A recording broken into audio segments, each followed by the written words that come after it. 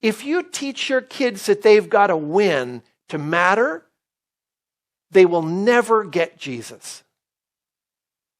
They'll only see him as a failure. I was tracking with him for a little while. Well, he seemed to be gathering steam and got those crowds. The walking on the water, that was brilliant. That'll get traction with people. He was doing some really great stuff, but that death thing, boy, he blew it there.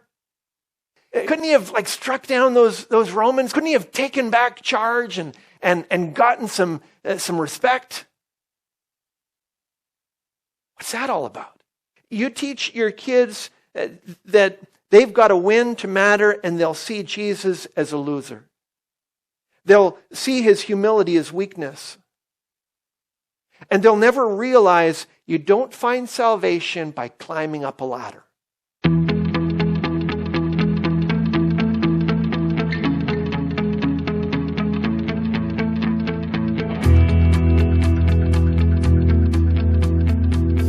We're taking our break from our regular series in 1 Timothy this morning with Family Day for us, such a special time this year. I thought it would be appropriate for us to take a break and share a passage that spoke to family and dealt with some family issues. Today we're looking at what happens when a parent's ambition collides with Jesus' call to humility. Some of you may be familiar with the Learning Channel's a series that they came out with called Toddlers and Tiaras. It first aired back in 2009, and when it came out, it stirred up a little bit of controversy. People were a little bit shocked by some of the content, but it was a little bit like a train wreck. It was hard for people to look away, so they kept watching. And for instance, just as the basic premise, it was a reality show that gave you a window into the world of children's beauty pageants. People were up in arms when they aired one episode with a mother who had her six-year-old daughter wear a padded bra so that she could look like a young Dolly Parton. There was some more scandal or complaints to the show's producers when, in another episode, a mother had her 3-year-old daughter dressed like Julia Roberts' prostitute character from Pretty Woman. And there were different kinds of things that people were struggling with in terms of the content and what it said about our values as a society and what parents were doing. The show introduced people to a world where parents pay for professional makeup artists, where they will pay, in some cases, up to $8,000 for an award-winning dress. They had one family that admitted to having spent $70,000 on their 5-year-old daughter's beauty pageant career. And we can easily look at that. I haven't heard from any of you that you have spent that kind of money on your child's beauty pageant dreams so far. And it's so it's easy to look at other people's values and say, wow, those are wildly inappropriate. But it makes us question our own. It makes us ask, what kind of values are we instilling in our children? What kind of dreams do we have for them, and what do those dreams say about what life is all about, what's important, and what we should be aiming at? And I guess at the same time, probably when you are in a particular movement of people, a group of people, it's difficult to question your own values.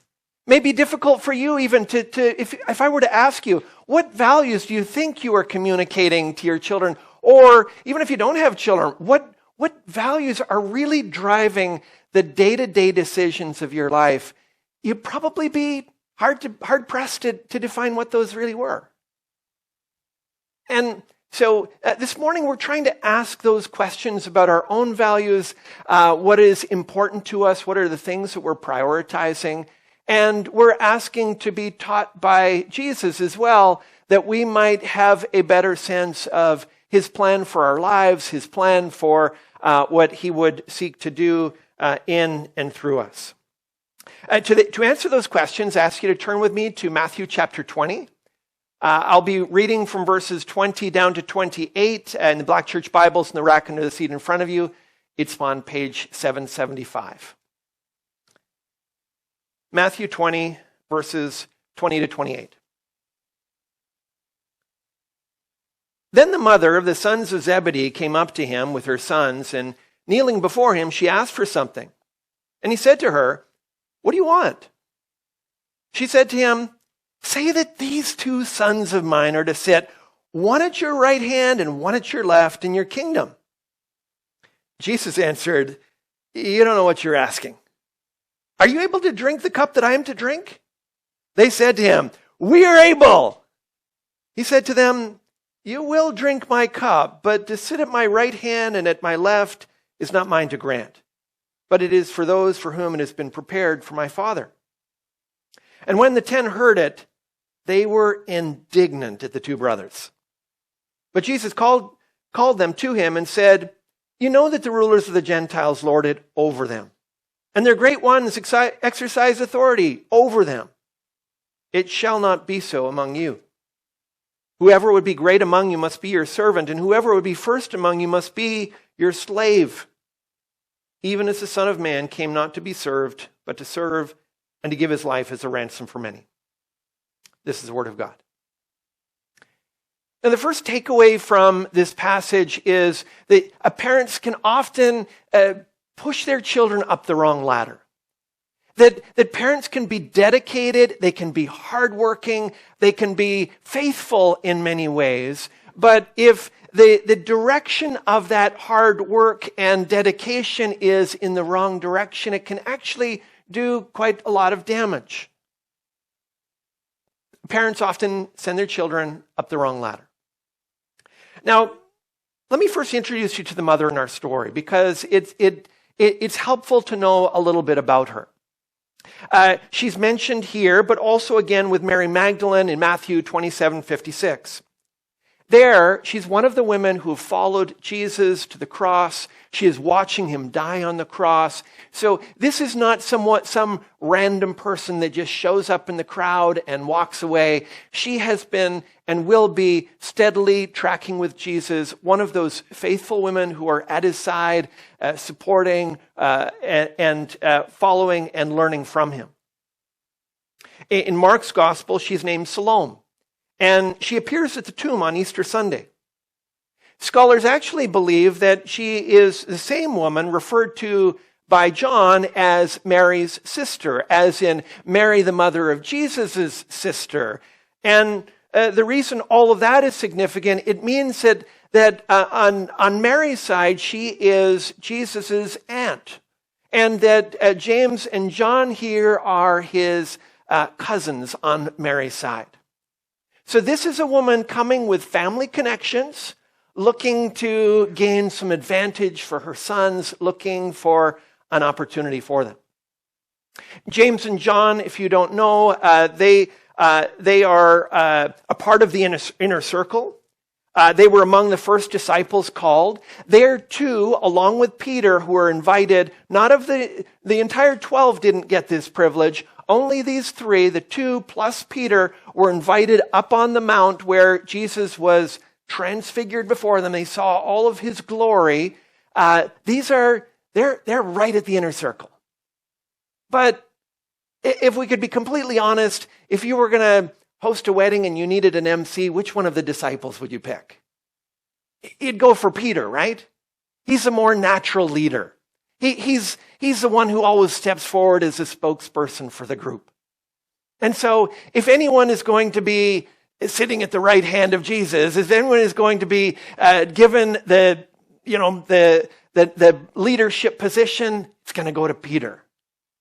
But Salome thinks, I'm going to find a way to help my children get ahead.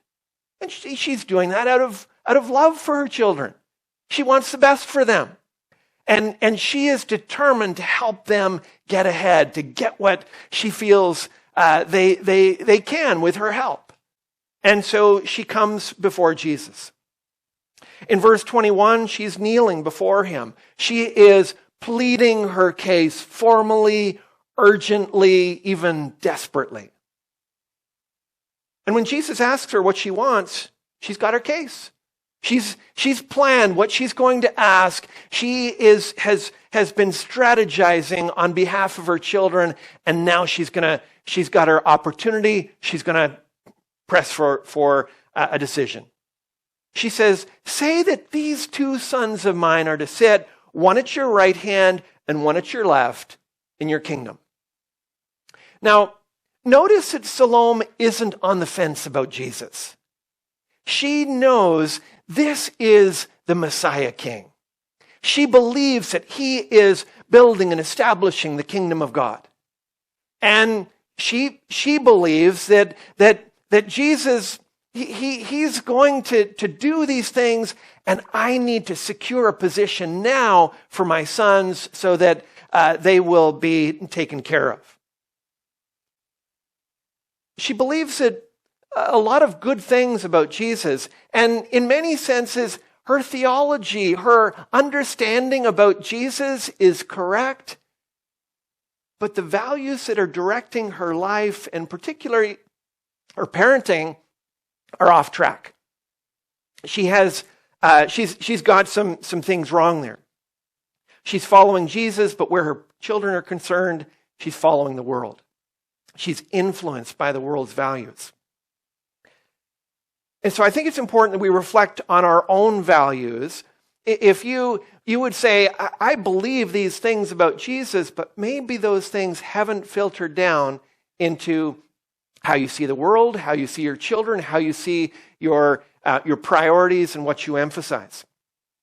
Jesus asked Salome in verse 21, "What do you want?" How would you answer that question? If you're the one who is bowing before Jesus and he gives you an opportunity, what are you asking for your children? What are you asking for yourself? What is it that you would most want him to grant in your life? Do you want your kids to be the ones who get all the attention? Do you want, as she did, status? I want them to be right up at the top. It wouldn't be good enough for them to be behind Peter. I want them to be ahead of him.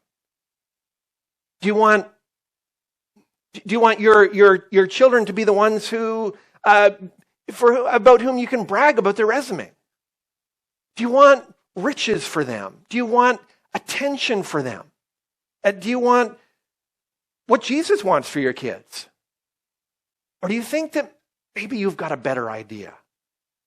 That you have a vision for your children that you kind of don't want Jesus to mess with because you've kind of got things figured out.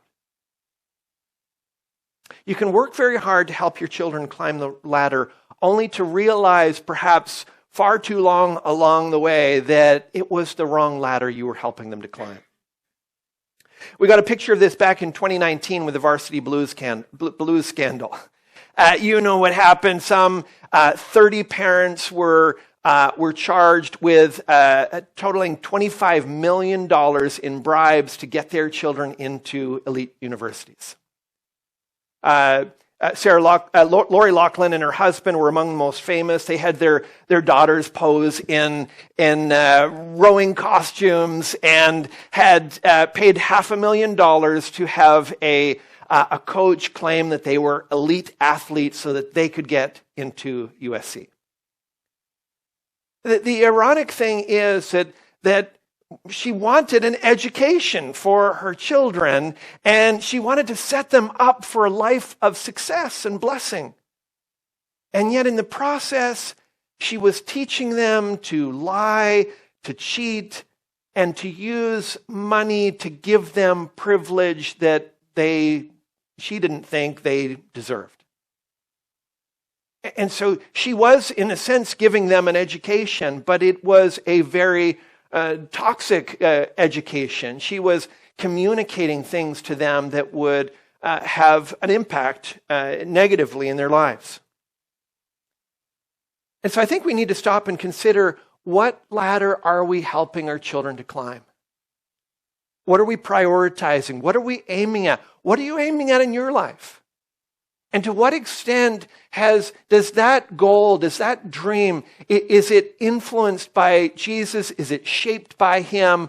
Or to what extent is it really just like everybody else in the world is, the kinds of things that they're aiming at? Has your belief in Jesus Christ affected your priorities, your values, your dreams, your goals? Working hard to help your child climb the wrong ladder only ends up hurting them. So our first takeaway from this passage, parents often help their children up the wrong ladder. The second takeaway, though, is this. Helping children up the wrong ladder fuels pride, envy, and condescension. That there are actually consequences. They're just natural results of sending your child up the wrong ladder. So this is not a pastor or a Bible passage saying, don't do this, God doesn't like it. This is a warning from a loving God who says, this is kind of how the world works. Don't go down this path because it's a dangerous path. You love your kids, don't do this to them because this is not helpful. This is something that God is graciously warning us about. Helping children up the wrong ladder fuels pride, envy, and condescension.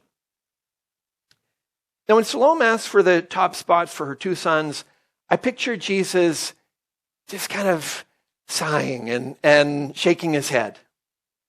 In verse 22, he responds, "You do not know what you're asking. You've got this wrong. You're confused right now. This isn't helpful." And then he says to the two sons, "Are you able to drink the cup that I am to drink?" His point is, she doesn't get it. She is, at this point, still seeing Jesus as a rising star. She still assumes that his aim is power and popularity and influence. And she sees that's Jesus' goal, and I think he's going to get there. So when he gets there, I want my sons to be right next to him because that's what I want too. So she hasn't really gotten Jesus yet. Hasn't really come to understand him. When he asks James and John, "Are you able to drink the cup that I am to drink?" He's using a term that is used throughout the Old Testament.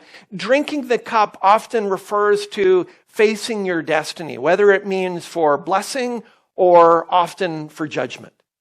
Are you able, you say that you want this thing, are you able to walk through what it's going to take to get there? Are you able to follow this path? Because I'm not sure you really understand what this path is all about that I'm walking on.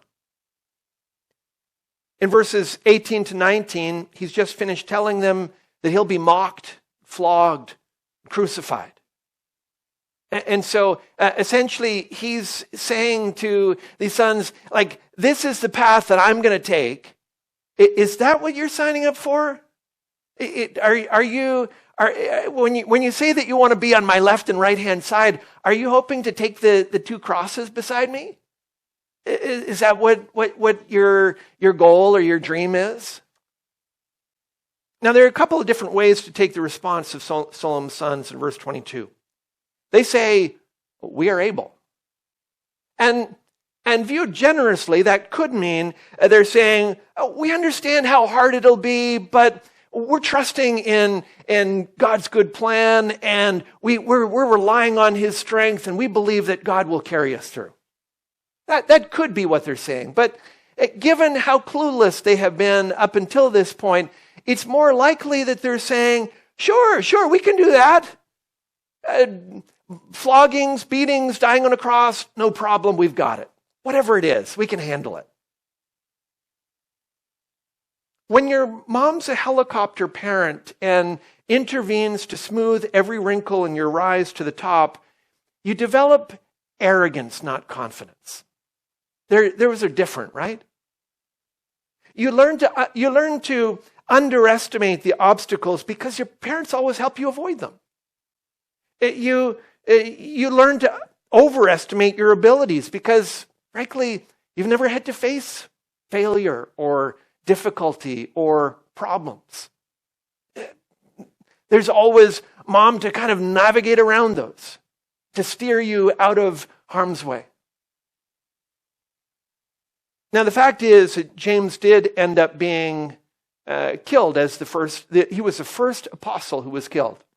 Not the first martyr, that was Stephen, but he was the first of the 12 who was killed for his faith. King Herod had him killed with a sword. John, on the other hand, he was the longest to live of the apostles, but he was sent into exile on the island of Patmos and lived his life in isolation and the exile of just having been deemed an outcast.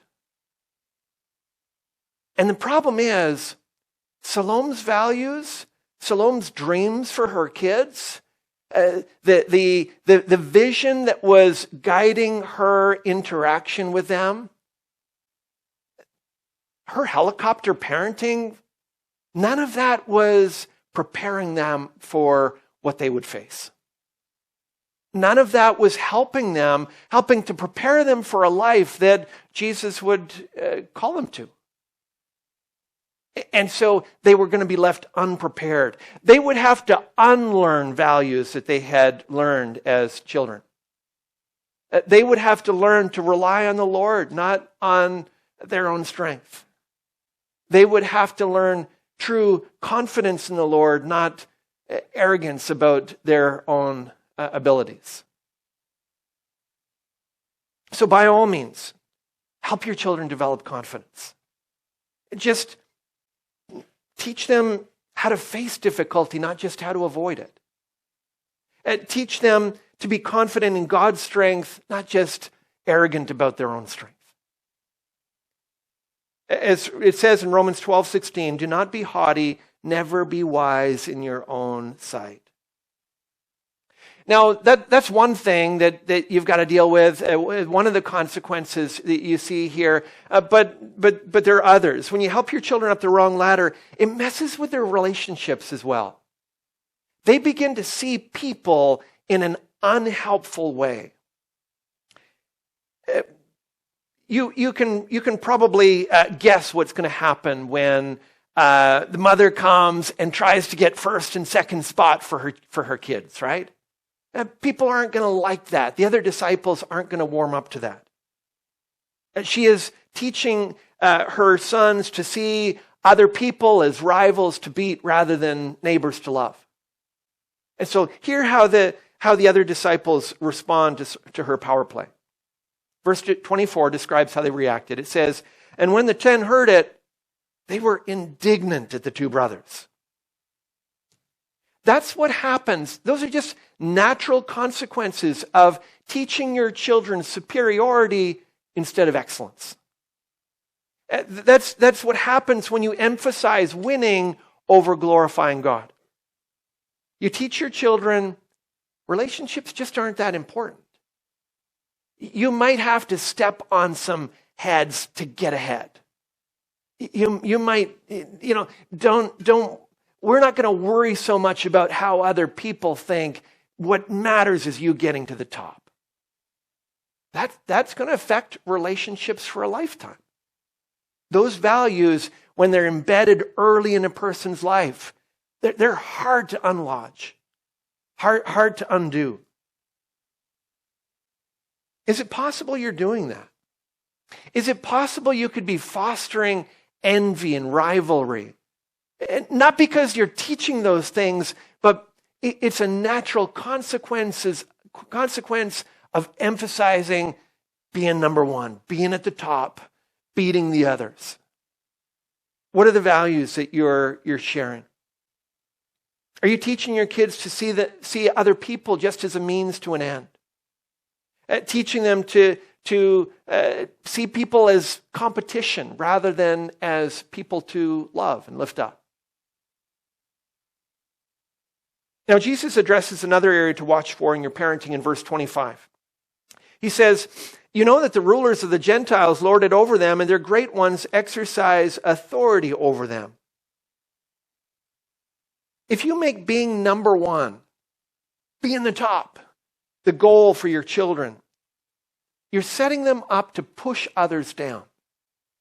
As I read that, did you notice there's two verbs that happen in parallel, and in each of them it says over them, over them. So that they will lord it over them. They exercise authority over them. There's a Greek word that's repeated twice in this verse that has this emphasis on pushing down on people. That's how you begin to see the world and see the people in your life, when you have this vision of life and goals and priorities. And the idea is that the way the world handles power and influence is to guard what you got, keep others down. Now, that's what we hate about how the world is, right? No, we hear that all the time. That kind of commentary on the evils of our society is everywhere. We hate it when the people at the top push others down to hold on to what they've got. That we call that oppression. And Jesus is saying, yeah, that is the world's vision for their lives. Get to the top, whatever you can do, and once you get there, you hold people down, you look down on others, and hold on to what you've got. And I think all of you would say, well, Paul, of course I haven't taught that to my children. Who do you think I am? And of course you haven't taught that to your children. I haven't taught that to my children either. But that's not Jesus' point. He's saying, if this is your vision of the world, if you are spending $8,000 on a dress for the beauty pageant, you aren't at the same time teaching humility and contentment, right? That's just not possible. And so what we're saying is these are natural consequences of a vision and a worldview that sees getting to the top as the goal of everything. And it makes us question, what are the messages that we're sending to our children? I don't think any of us want to do any of these things. Nobody sets out to make proudful, competitive, condescending children. We love our children. We don't want to do that. Nobody intends to do these things. And nobody intends to set out, I'm going to make them the number one, We don't intend to do those things, but often, if we're not intentional about it, we absorb the culture's values around us, and we find ourselves doing these things because we want them to get up some ladder, and this is the only ladder we know. And if that's you this morning, I would say, Jesus has a different ladder. There is a different way. And the goal here is not to make you feel guilty or bad as a parent or as an individual. This is the world we live in, and it's natural that we have absorbed some of the world's messed up values. But the message is that Jesus has a different way. And that's the final takeaway from our passage. Just this. Jesus' ladder is the one that you travel down to help others up. That Jesus gives us a vision of greatness, but it's a vision of greatness demonstrated in humility. It's demonstrated in serving others and sacrificing for them. And it is perfectly and supremely illustrated in the life that he lived and the death that he died. Jesus' ladder is the one you travel down to help others up. Now, after laying out this vision of greatness, it's all about keeping others down and holding on to what you've got, making the goal all about your own privilege, all about your own power, all about your own stuff and keeping it to yourself. Jesus says in verse 26, I know that's the way it is. It shall not be so among you. it's not okay for my followers. It's not okay for a Christian CEO, not okay for a Christian police officer, for a Christian pastor, not okay for a Christian ministry leader, not okay for a Christian parent. This world's view of ambition, it has no place among the people of God. And so in verse 26 and 27, Jesus is going to lay out his plan. Notice for a minute, before we read it, notice that he is addressing people he is training to be leaders. It's not like he's saying, it doesn't matter, whatever. He is investing in people that he believes have the potential to lead, have the calling to lead. He is going to teach them some things about life and leadership. But while he is doing that, he is going to make it clear, if your vision of leadership is a me first thing, where it's all about you, that's just not okay among his followers. So he says this, whoever would be great among you must be your servant, and whoever would be first among you must be your slave. He deliberately chose the two occupations, not only in first century Roman culture, but let's face it, in any other era or culture since, the two occupations that no parent ever dreams of for their child. Nobody says, when my child grows up, I hope they become a slave. Like, he was speaking at a time where everybody in society was looking for, how do we get out of this? How do we lift our children out of slavery, out of servitude? How do we help them out of poverty? 1/3 of the Roman Empire were slaves at this time. This wasn't like some minor pocket of society. Everybody is thinking, how do we get out of these roles, and how do we stay out of these roles? How do I keep my children from ending up as slaves? How do we keep them from being servants? Jesus deliberately takes those two occupations and wants to put a spotlight on them. Salome had turned to helicopter parenting to make sure that her kids would finish on top. They would never have to worry about being anybody's servant. And Jesus was saying, my ladder goes all the way to the bottom. And that doesn't mean that everyone has to be a garbage collector.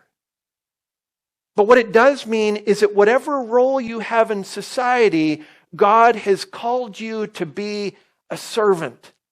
He has called you to make whatever position, whatever you have been given, and use it for good, use it for others. It's not about you. You aim for a life of sacrifice, not privilege. You make it about other people, called to live like a servant.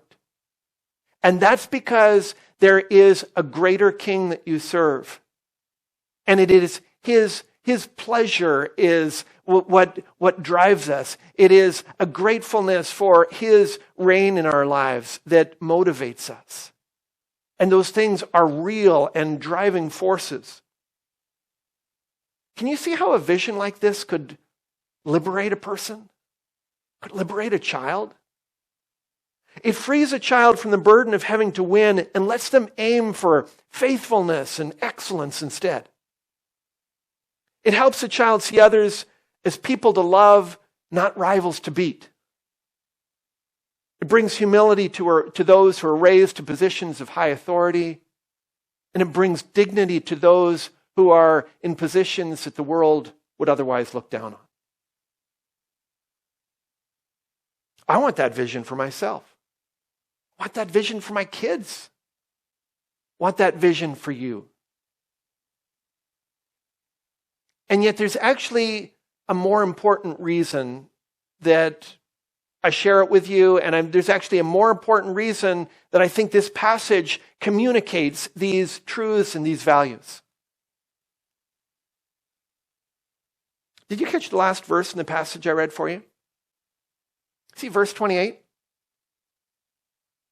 It's a punchline of sorts, but it's not the punchline any of us were expecting. We were absorbed in this exchange between a mother and Jesus about her sons. We were thinking about family. We were thinking about right values and how we're raising our kids and what we're aiming for in life. We're kind of all caught up in that.